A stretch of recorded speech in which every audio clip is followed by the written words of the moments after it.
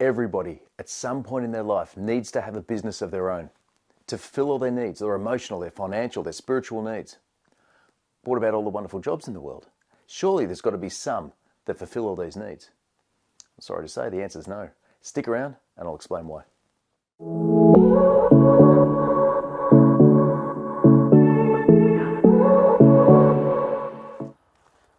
And yes, I've had some incredible jobs over the years, working with amazing people, doing wonderful things. But did they fulfill all my needs as a human? No, they didn't. And I don't think any job can. I imagine you may disagree at the moment. You may even be perplexed. Allow me to elaborate. In the middle of World War II, psychiatrist Viktor Frankl was taken from his home and held a prisoner for 3 years in 4 different war camps, including Auschwitz. During his time there, surrounded by all that death, he developed something called a logotherapy, which focuses on having a purpose in life.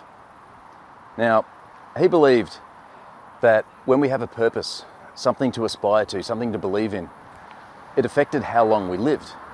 And he noticed this, he noticed the change. He noticed that the soldiers that had a purpose in life, something to look forward to, well, they lived longer.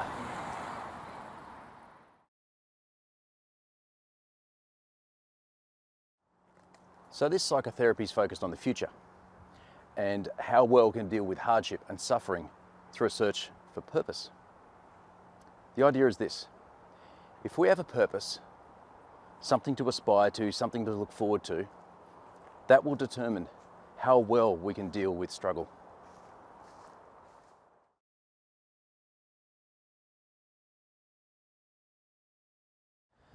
After 3 long years, he was finally liberated, and he went on to write a book. He called it A Psychologist Experiences the Concentration Camp. And this was later changed to Man's Search for Meaning. You might have heard of it. Went on to sell millions of copies. If you haven't read it, do yourself a favour. But for now, just keep that idea in your back pocket. We have a purpose in life, and that purpose gives us meaning.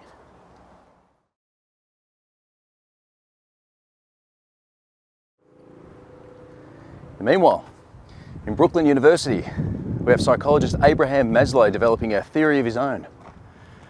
He developed something called the hierarchy of needs. Now, if you look it up now, you'll see it as a pyramid. He didn't develop the pyramid, he developed the hierarchy, but someone else structured it into a pyramid. Don't know who did that. But down the bottom, you've got your basic needs: food, shelter, warmth. Then you've got a sense of belonging, and right up the top, you've got self-actualization. This just means that we need to strive to become the best version of ourselves in all aspects of our life. Now, I don't think that you will strive to do this if you have a job. Why? Because if you're great at your job, you're just that, great at your job. Most jobs don't recognise you improving other areas of your life. But a business, especially early in the piece, if you improve different areas of your life, your business will improve as well.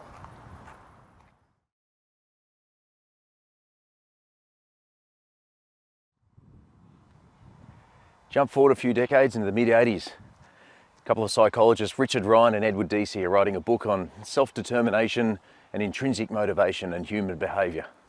I think I got that title right.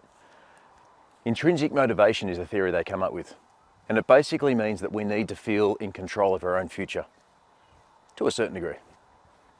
We want to make our own decisions. We want to be able to paint the roof if we want to and run a marathon without anyone telling us what to do. This can be very difficult if we have a job.